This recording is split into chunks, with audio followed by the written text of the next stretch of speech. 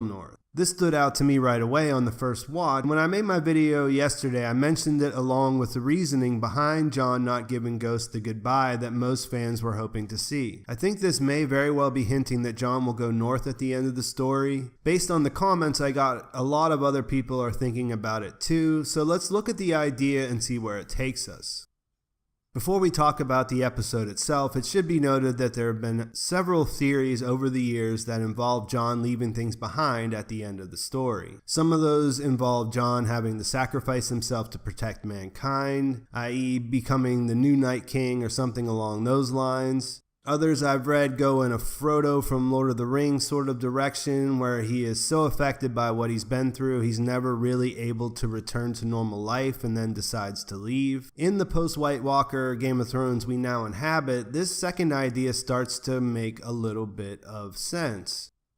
In episode 4, we get the scene with Tormund, see that he sends Ghost north, and a couple other scenes that could definitely fit in with this idea. The interactions with Jon and Daenerys seem to hint at them not ending up together. She sees the way people look at him at the celebration and brings this up in the scene where they're alone together. She professes her love, things get steamy, but then reality sets in for Jon and he has to stop. We see there's real conflict with him and the fact that she's his aunt. She asked him to keep a secret. She feels that they could have the relationship that they had before they found out if they just don't tell anybody. If he will get Sam and Bran to swear to secrecy, everything can get back to the way things were. Jon feels like he needs to tell his family though. That's consistent from what we know about Jon, and even though it's probably a bad idea, we can see where he's coming from. But she's not really wrong either, coming from her perspective. What she's saying is true. When people find out that he has a better claim, there's a pretty high likelihood that some people are going to want him to press that, and that's going to drive them apart. Later, we see Jon brought to the Godswood with Arya, Sansa, and Bran. They basically want to tell Jon they don't trust Daenerys, they don't want him to go along with her and do what she wants. Jon points out that they needed Daenerys, or they would all be corpses and they would be in an army that was marching south, and Arya actually backs him up on this. The talk then turns to family, the importance of the fact that they're the only 4 Starks, the last of the Starks. Jon says he has to tell them something and makes them swear they won't tell anyone else. Sansa and Arya are both a little taken aback by this, but they both eventually swear that they won't give up whatever it is that Jon's about to tell them. He emphasizes here because we're family, that's why they need to do this for him. And I think that's probably the most important thing that we need to remember. From that point, after they swear, he turns it over to Bran to explain to them the whole situation.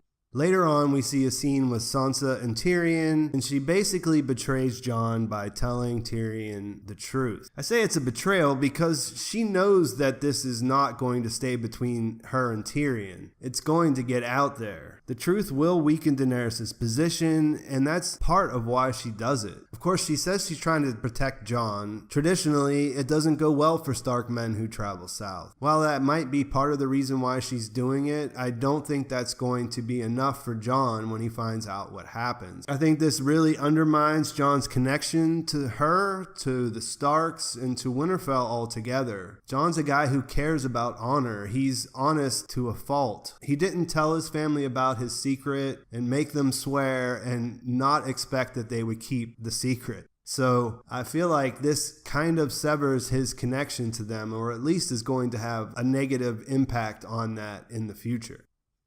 After that, we see Jon in the courtyard saying his goodbyes. He decides that he wouldn't take Ghost along with him. And technically, that's not a bad idea. When he traveled south before, he didn't take Ghost. And yeah, I mean, it's not a fan favorite idea. I think everyone would like to see Ghost by Jon's side at all times. There are definitely CGI considerations and so on. So it's not that weird that Jon wouldn't take Ghost with him. But I do think it stands out that he decides to give Ghost to Tormund to take north because he could just leave Ghost at Winterfell. Sansa obviously knows the direwolf. Everyone else there obviously does, so there's no problem with just leaving him there. Instead, he decides that Ghost will be happier north of the wall for whatever reason and asks Tormund to do that for him. Tormund then tells Jon that he would be happier in the north as well, and Jon does respond that he wishes he was going with him.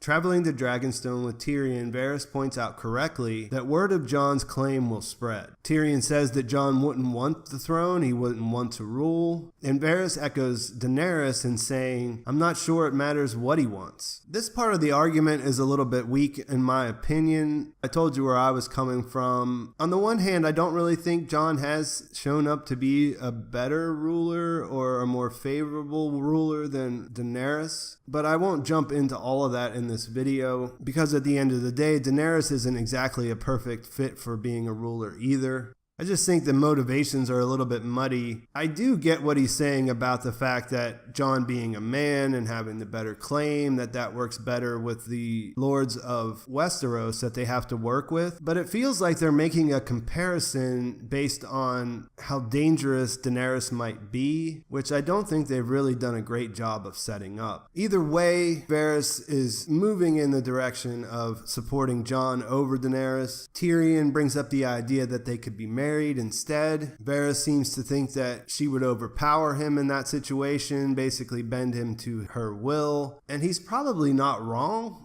I mean, Jon not really being interested in being a ruler kind of fits into that. You could kind of imagine him just sitting back and being like, do whatever you want with that. I'm just going to, hang out and go practice sword fighting in the yard or something. So by the end of the episode, we can see that Cersei has provoked Daenerys in a way that there's no turning back as far as removing her from the Iron Chair or dying trying. Jon is there, ready to fight. He's honoring his pledge, and he still believes in Daenerys as the leader, but there's a lot of dissent going on behind the scenes. The outcome of the actual battle for King's Landing is not exactly clear. I don't expect that Cersei's going to win at the end, but I also don't expect that we can guarantee that both Jon and Daenerys will survive. We can speculate on that in another video that I'll do later this week, but where things are left, there's a lot of hints here that could point to Jon walking away. His romantic relationship with Daenerys doesn't seem to be working out. I don't really like the idea of them ruling together, but it seems less likely since nobody is really jumping on that whenever Tyrion's bringing it up. To this point, Daenerys hasn't said, well, hey, maybe it's a good idea if you just go out there and rule and take your claim and I'll back you up. Like, she still kind of has that idea in her mind that she wants to rule. And even if she dies and Jon's the one man left standing who has a claim, I think that he would actually walk away from that rather than sit on the throne as the king. I do think the way things went down with Sansa telling Tyrion about what Jon swore her to not tell will play a part. Plus, we know Arya left Winterfell at the end of the episode as well, with no real plans to come back, so I don't think Winterfell is where Jon will go at the end. Of course, I've left the magical side of the story out because I'm really just keeping my expectations down about that coming back into play in the last 2 episodes. It's certainly possible that there's a reason why Jon might go there. It's possible that they could get an idea that there's a potential threat from new White Walkers or some different incarnation of the Night King through Bran or something like that.